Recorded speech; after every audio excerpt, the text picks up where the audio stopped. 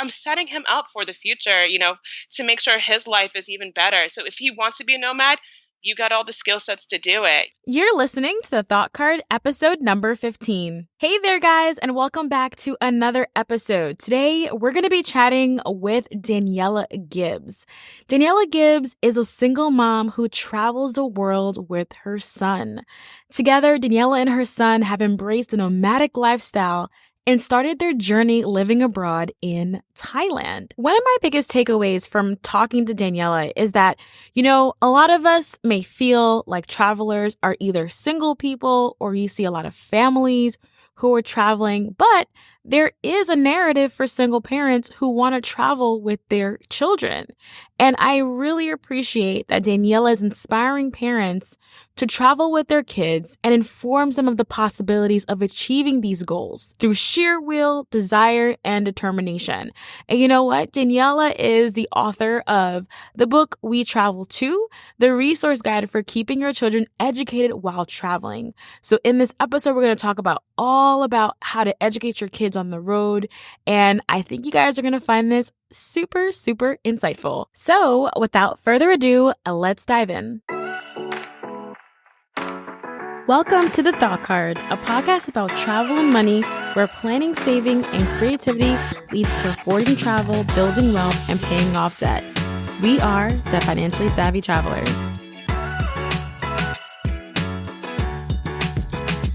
What inspired me, honestly, was a compilation of things, actually. I will say that I'm half German, so there was already, with my lifestyle growing up, going back and forth traveling to Germany was already something kind of in my bones. And I wanted to provide that for my son.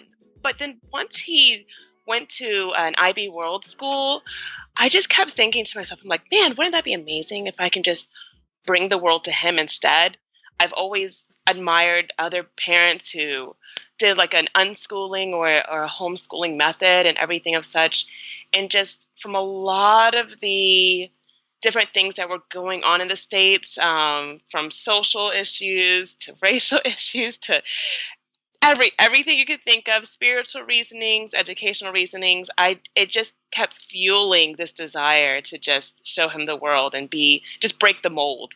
Are there any families that you saw that inspired you, that like sparked this fire into like, you know what, let's live abroad and make this happen? Actually, initially, when I first wanted to, no, which is odd for me. But then when I came up with this conclusion, I'm going to do it, I started to use Google and social media as my best friend from there. And there was one particular family who was actually in Colombia. And I think they were just the driving factor to solidify that this is okay. And like what I'm doing is in my heart is going to work and it's working for them. I reached out to them actually and we chatted. Oh, that's great. So once you kind of figured out, okay, this is what I want to do, you look towards them and they helped you, I'm guessing. Like what did you guys talk about? Well, we talked about a couple things, like how life is abroad for them when it comes to their family and what do they do as far as education and working and how to make money. Back when I made that decision, I literally had no game plan. I just said, I want to do this and had no idea what to, like the very first thing to do. I had no idea where to start. So they kind of helped give me some ideas or at least get my brain rolling so I can brainstorm on it and really think about it. Especially now in the digital age that we're in, you can find so many information online, but it's sometimes like information overload. So it's nice to kind of have that like FaceTime with people or to have like, just a chat to kind of shift through your ideas. Exactly. And it's so authentic. You can feel the energy. It's like, yes, this is real. So what's interesting about your story is that you are a single mom and you decided to do this on your own with your son. So when you told your son this, like, what did he say? What was his reaction? My son is weird, according to most social standards. So when I told him this, his face lit up. He's like, cool. Oh, that's like so me. Right? Same with me. Like, he's just so down with everything. I have really, honestly, a unique son. I know he's not the most normal child when it comes to other kids when they stay with their friends and whatnot. My son's just like, Mom, we got technology. Let's go. Right, right. No, I love that. And do you think that that made it easier to transition a life abroad? Oh my gosh, yes, because he dictates my life, to be honest. He doesn't know it, but yeah, his decisions matter the most. Right, right, right. So now, where are you living and why did you choose that as your home base?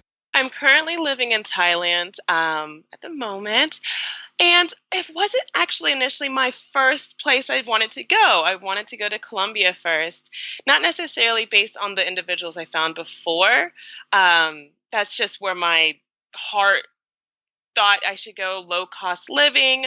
I thought I was going to go into maybe investments of property and whatnot in the future. So I was taking a look at how fertile the market is, the food, the culture, everything about Colombia just drew me there. And it's close to my Florida home. So I thought maybe that would be a very first place to go.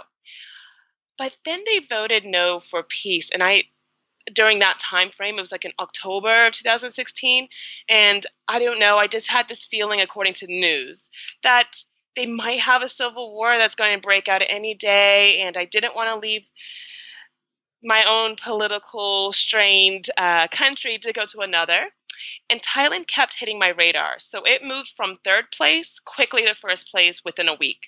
And I just told my son, I know I told you Colombia and we were getting geared up for that, but how about the other side of the world, Thailand?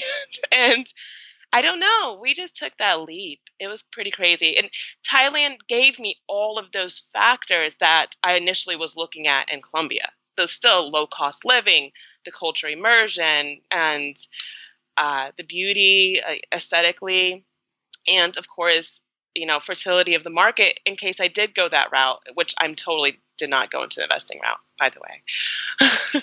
So, what are some of the things that you look for in a new destination or things that like people who want to live abroad that they should keep in mind?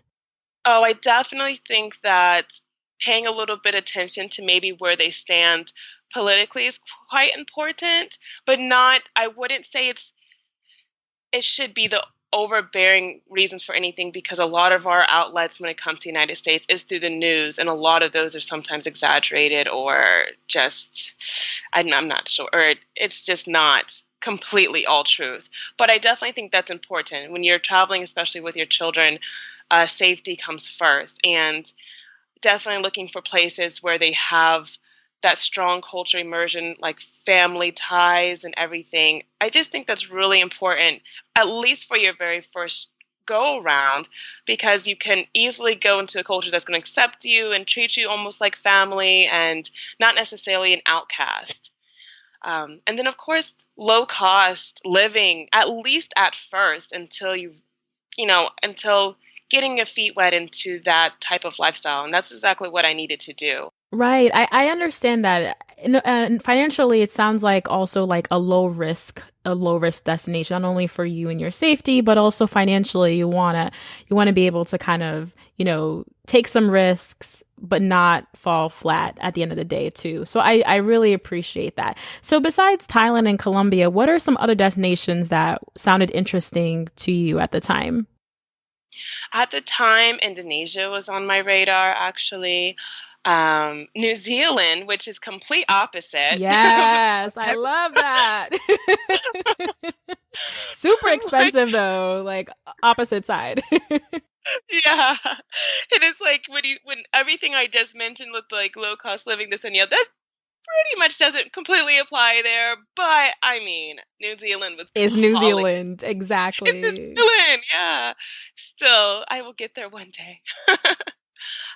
So yeah, those were the main ones that were actually on my list. Did you do it like pen and paper style? Did you do like spreadsheets, pros and cons? Like walk us through how you were formulating like this brainstorming session.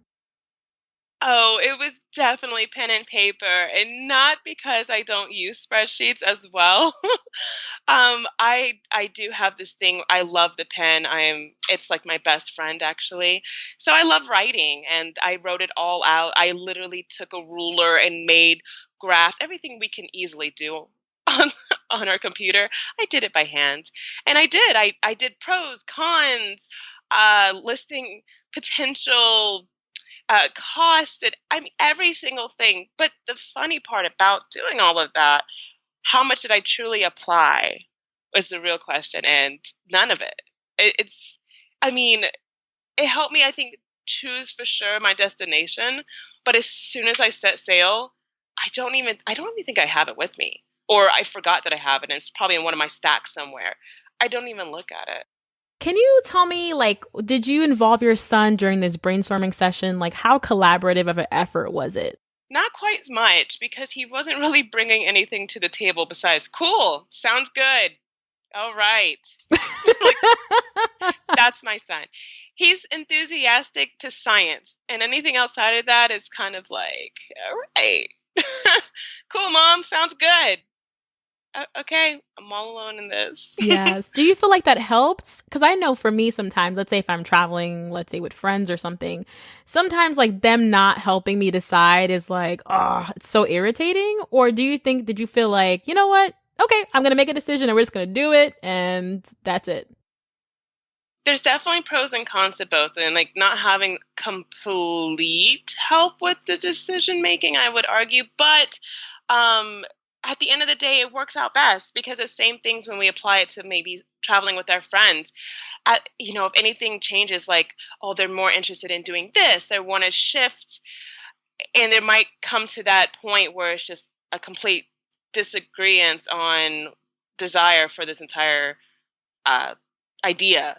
So with him just being so cool with everything, it just really let me be in control of it. And granted, yes, I was overwhelmed, especially for what I was doing back in the States. I was also completing my degree at the same time of working and everything else. So it definitely was a lot of strain on me, but I think it worked out the best, because mommy knows best. Yes, mommy does know best. Very true. Shout out to my mom right now.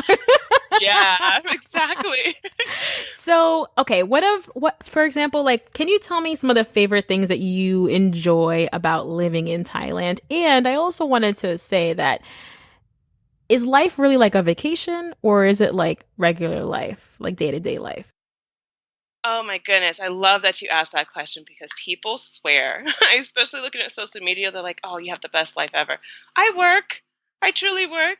I actually work more now, and sometimes, because Thailand has provided me with that low cost living. It has provided me the opportunity to really rediscover myself and suppress skill sets or passions as an individual. So, being that I get to rediscover these things about myself, I'm working more. So I work online as one of my main income sources, but I'm also working on developing other skill sets that I'm so heavily tapping into. And obviously a book came out of one of them. So it's like I work all the time, but I'm working with things that I truly love. So vacation, maybe not so much, but doing what I absolutely love majority of my day, I mean, I don't take that for granted. That is something I'm truly happy about. So we do have our own schedules. We try to live life a little bit normal, but we do get to travel a lot more too. So any random weekend, we might be in a different country or a different region, and or every other month for our visa runs and everything. We just take it as another opportunity to just discover another culture in the neighboring countries and such.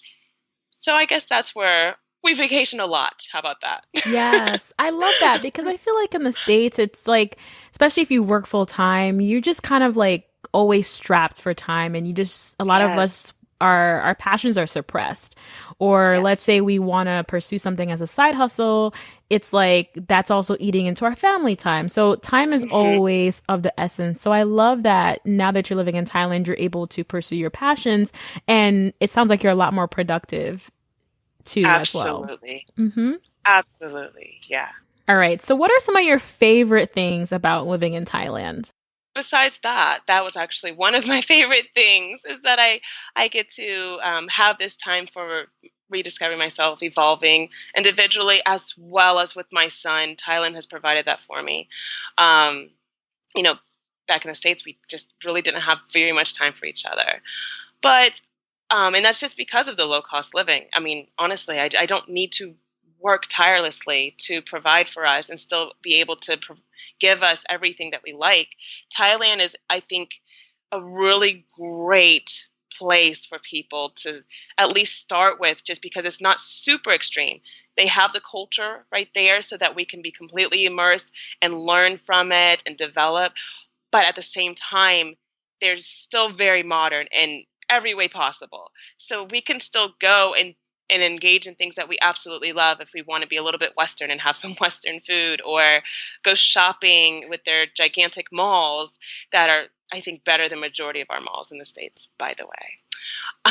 And also just, Jaden still has everything that he needs here in Chiang Mai, where we are at least. So he can do Brazilian Jiu-Jitsu and archery and pottery and all of these different things in one place that a lot of places that I know, even in the city that I came from, didn't have all in one place. I thought that was just really awesome how open-minded they are on that aspect.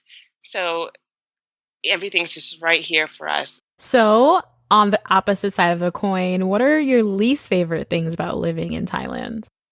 Oh, the visa. That 30-day visa goes by so quick.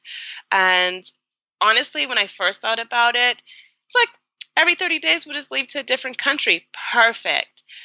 Never did I thought in a million years how quickly it comes around to where you just kind of, I don't feel like traveling. I never would think I would say that, but it does. It is true. Sometimes it's you just want to stay home. And that visa process is quite tedious and backwards as well. There are some ways to get an extended one. They have like the 60-day extensions. That's helped a lot. They also have year visas that people maybe join a class for, or they work a little bit here in the land to help them get that year visa.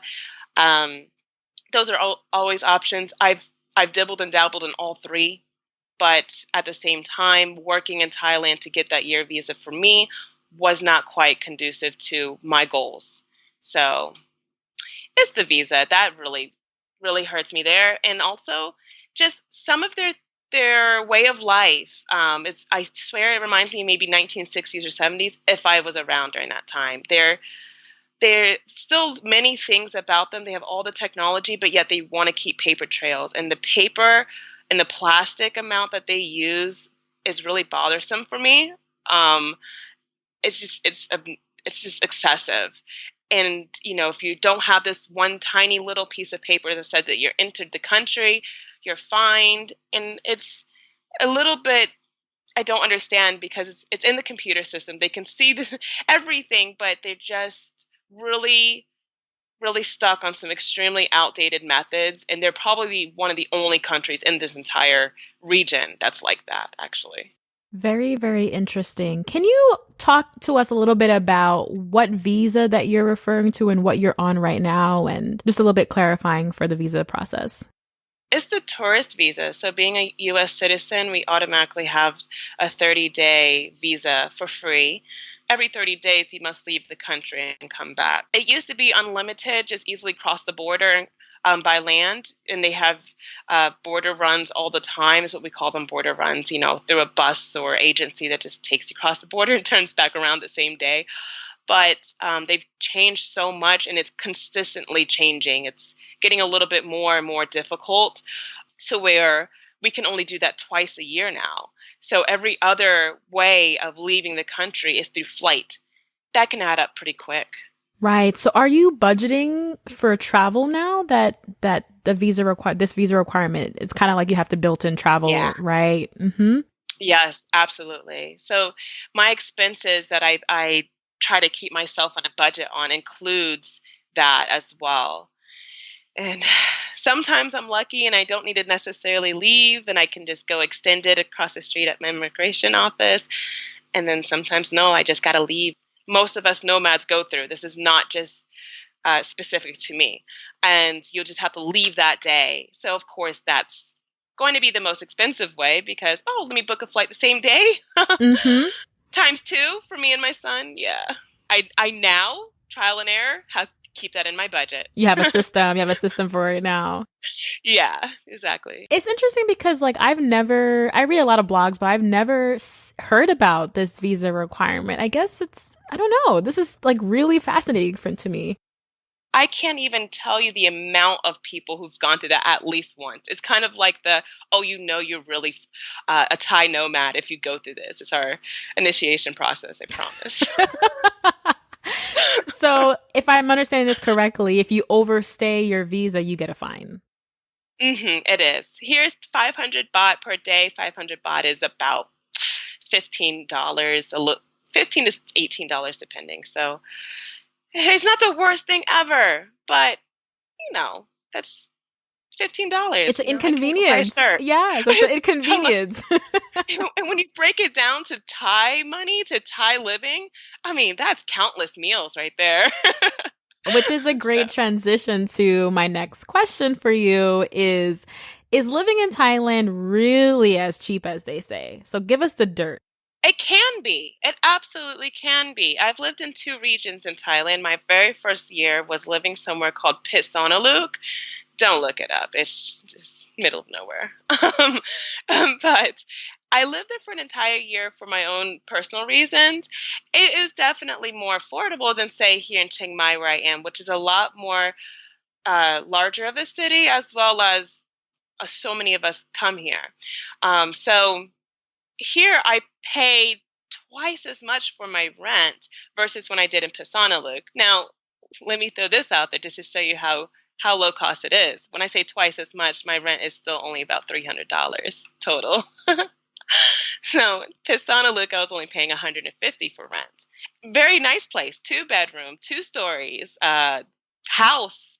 I mean, it's unbelievable what you can get here. The quality that you can get for the amount that you're spending is what really draws to us and kind of gets addictive and comfortable. Yeah, that sounds a lot different than in the United States. So, oh yeah. Yes. Oh yes. So break down to us the average cost of what breakfast, lunch, and dinner would cost in Thailand. My son and I, we definitely love to live a little bit more on the Thai style. So we're eating our 35 baht up to 50 baht because we're splurging for the day. That is about $1.50, $2 for a meal. One meal. Very whole, fulfilling meal. I think that on average, because we typically like to have a fresh coconut or fresh fruit juices, which another reason why I love this place. The amount of vegetation, is unreal, and superfoods. So getting to have, those drinks, we spend about 200 baht. So we probably spend about $6 per every time we go out. All together, that is. So it's amazing. I think that's really great. And Phitsanulok would be even cheaper. It would be half that. Now, here's the catch. Here's what happens to a lot of us, too. Because it's so low price, we think that we can go to all of I call them Instagram places, like the places that, would be all over Instagram or that they would feature on the Asian channels to promote Asia and everything. We feel like we can do that all the time. And we feel like we can shop more and travel more. And next thing you know, as we look at our expenses for the months, did we really just pay the same amount that we do in the United States? Oh my goodness. That happens often, but kind of in a sense of no regret. Because again, what we get out of that amount. So even if we end up spending the same amount what we might have in the States at times on a low month spending in the States, let me put it like that. We'll say, oh, we've traveled here. We've gone to distant outings. We did these type of events, and we bought all this stuff. So what we get out of it is still far greater. Although we end up sometimes spending equal to not good. So how does banking work abroad? Do you have a bank account in the United States and Thailand, or do you have PayPal? Tell us what your workflow is for banking. So I do have 3 banks total, actually. I have one in the United States, which is actually USAA. So I'm very fortunate to have my father, who was military, of course, that is the easiest way to travel because they accommodate families abroad from the military. So that's the best way, and they reimbursed most of our actual ATM fees. So the ATM fees that we receive, as well as the international fees that we get, they do reimburse majority of those. And there's other ones out there too that do the same. So that's really been a big, big lifesaver. I also have here 2 Thai banks because I did teach for a term for 3 months. I was allowed to get a Thai bank, so I went and got 2. And I don't really touch them, to be honest, but it does come in handy to just store some of that baht in there, because I do have a lot of times where I get paid through PayPal and it goes directly to my other bank. When I withdraw certain sums of money, I don't want to carry that around, but I do want to have quick access to it without having to worry about the ATM fee being over the amount that they would reimburse or whatever the case. Awesome. Awesome. I know that you wrote a book, and providing high quality education is really an important part of you living abroad. So tell us a little bit about your book and what it all means for families who want to consider moving abroad. Absolutely. Well, I've gone through so many ups and downs, trial and errors through this past year and a half of living abroad. And a lot of the information that I have now gained is not easily accessible to people through the internet like we're used to doing, just because the traveling as a parent market, I guess you can say, is so small, especially on top of that, the single parent. We go through things that other families don't go through. So to me, it was super important to create this book series. It will be a series. There's 2 more coming out. That will be the whole shebang, the whole package that goes over everything more than just education. And I just felt it was really important to put this in an ebook format. Parents can easily download it, not only read how we live our life, but also be filled with resources. I mean, it has so many resources in that book. There's no reason why anybody will leave that particular ebook and say that they still don't know what to do when it comes to at least the education portion of their worries when it comes to wanting to be a nomad. Also help me kind of level up on the method that we use here at home, because Jaden is a cross between online schooling, homeschooling, and unschooling. So for people who don't know, break it down for us. What is world schooling? World schooling to me is allowing world travel, actually school your children. So it's a sense of unschooling, but on a different level. Unschooling is the natural method that our children and humans in general learn since coming out of the womb, to be honest. And we've abandoned that through these different structures that we've created in the education system. Nothing wrong with the structure. I'm just putting it out there that a lot of parents forget unschooling is the very first method, because before they get into pre-K, before they go to kindergarten, all of those years, our children learn the most. They're actually working and operating at genius level, and it's all through method of unschooling. There's no structure completely. They're just watching, engaging, experiencing, and learning naturally. And it's still a method of learning to the day that, we no longer exist here. And that to me is super important. World schooling is just taking that unschooling method onto a world level. So letting all these different cultures and learning about their religions, their beliefs, their way of life, their everything, teach our children and absorb that, because globalization is definitely a huge thing for us at this moment of time. And being more of a global citizen is super imperative for, I think, the success of our children at this point and where we're heading towards. Is there a curriculum that they're following? None. No curriculum. No guidance. Well, okay. Disguised guidance, actually. Completely disguised. It's like they're getting tested and they don't even know it. Because I definitely use what we call CCQs, concept checking questions. I use that probably daily on Jaden, and he doesn't know. He thinks we're just having a normal conversation. But you're just checking in that he Uh-huh. understood. Absolutely. And I find it funny in my head, but man, does it work. My son actually suffered from test anxiety back in the States. And I mean, I don't we all in a huge sense. And I felt like it was really a disadvantage to him. And thank goodness he did have phenomenal teachers at his old school that did notice this, and they were great. He Nothing against the particular school he came from. Loved them so much. They were actually inspiration to take this to the next level.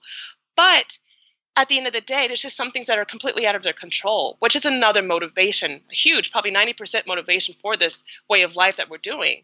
That sense of control that teachers do not have, natural teachers, that the government is involved with these structures, and you need to pass this test, and you need to do that. Like that standardized way of life is just doesn't work for everybody, and I really think it's limiting. Curriculums are limiting, and so for us, he does have a curriculum in some things. When it comes to science and mathematics, we still do that with the online schooling. But for other things, we've abandoned it when it comes to literature arts and history and even the arts itself and physical education. We've abandoned curriculums altogether. But it doesn't necessarily mean that I don't tap into other communities that do the unschooling or world schooling or even homeschooling methods. I tap into them. I learn so much from them. I do go onto different sites and everything that I actually dumped into my book as well, just to help me make sure I'm covering bases and not lagging in some areas. But the unschooling method, I think, is really brilliant, and I've watched my son exceed beyond expectations. It's very interesting because when you're like in society, you're not really thinking about all these other options out there. So I love that you're educating people out there that these are options. Even if you don't want to live abroad, you can still do unschooling and you can still do world schooling as well. Can you give me an example of the concept questioning that you would do with your son? Like, give us an example of what that sounds like. Oh, yeah, beautiful. This child stays on YouTube all day. He's such a nerd, let me tell you. He researches science all day. He's destined to be a scientist. And he researches science all day. So I'm constantly just, hey, Jaden, what you doing? Oh, just researching what is really the smallest unit of life, because I don't believe the atom is. And then he'll just go so wrapped into that rabbit hole, and we'll find the answers. I play dumb. Teach me, Jaden, what is this? But not without telling him to teach me. And I think that creates the nerve issue. But it's just like, what? Just little conversations. And he tells me things. He doesn't know that sometimes as I'm on the phone, he's probably thinking I'm doing, Instagram while listening. But really, I'm Googling at the same time, or I'm just trying to look up things. And then I'll ask him questions like, what makes you really believe this? Do you really believe this is truly there? Or just his thoughts, his feelings. I question everything. We go to museums, and I ask him, what do you think life was like? And what's about this? And so he's thinking he's just giving me his feelings on it, and letting him like use his imagination. But he has to understand what he just read, what he just saw, in order to even answer these questions, even though he's using a lot of imagination. And that's what I look for when it comes to that. I will say I cheated. This is not completely something that I did on my own. I actually did do quite some years in education at the university. So I just took a lot of that with me, that natural concept checking narratives. I took those with me. I just adopted it into my own style of mothering him before we even left the States. I love that. That is very, very powerful. It also sounds that you are very involved in your son's education. Yes. Oh my goodness. The involvement that I am able to be in right now is, I never imagined this before either. Yes, it's correct. In the States, we hand off our children to practical strangers. And we kind of just let it go. And the only main check-in is, are you still getting an A? Okay, great. But what are they completely learning? I mean, it's hard for us. And I'm not knocking parents. Hello, I was there. I was one of them too.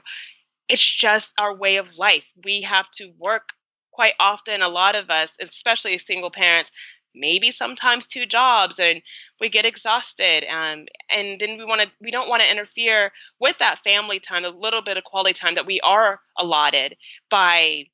Let me use this quality time to like siphon through all of your material and see what you're learning. It's really quite difficult for us. And then now, because it relies on me. It doesn't rely on some other teachers or another system or structure. It relies on me. I need to make sure that he's still receiving everything. And so I get to be a lot more involved, even for the online method, because we started off 100% online schooling. He took like 7 courses online to start with until I really got my hands wet understanding how our lifestyle was going to go. So thank goodness for online schooling, by the way, because that was like a big thing for me to just figure out everything without him having to wait till mommy gets it together. So, but even with online schooling, he had 7 different classes, 7 different teachers, passionate teachers. We use Florida Virtual School. Every state has it, so it's not like it's just Florida, but I'm just going to speak of Florida because that's where I started. And Florida Virtual School, the communication with the teachers are phenomenal. Getting everything sent to your email instantly, having to just constantly, I'm working sometimes and I can just toggle over and just check out exactly what he's doing at that very moment while he's next to me. And looking at his grades, just every little step of the way, I was involved and I know what he's getting. And just having, again, like I try to still incorporate those CCQs, even when it was more in the online schooling hands, I still would use that for him and just, hey, what are you learning about? Even though I just read it, I would ask him anyways, just to make sure he's absorbing it correctly, because the con, we can argue, to online schooling is Google. They can easily Google answers too. And I need to make sure you are actually retaining it. Right. I love that. I love that so much. Let's talk about some of the myths that parents or single parents may have when it comes to the nomadic lifestyle and what may be holding them back. First and foremost, I can't afford it. Biggest myth that's ever. A no. Yeah. Biggest myth ever. And I'm like, as much as we have so many different things that are out there online that tells you, yes, you can, people still want to believe at the end of the day, no, they can't.